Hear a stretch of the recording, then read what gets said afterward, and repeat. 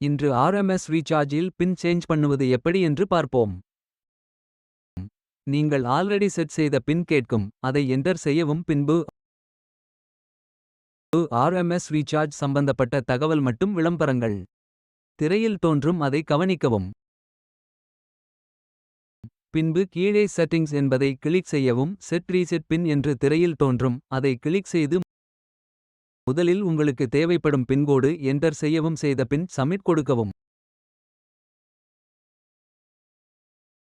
RMS recharge registration செய்யப்பட்ட mobile நம்பருக்கு OTP வரும். அதை என்டர் செய்து ஓடிபி வெரிஃபிகேஷன் என்று இருப்பதை கிளிக் செய்யவும். பின்பு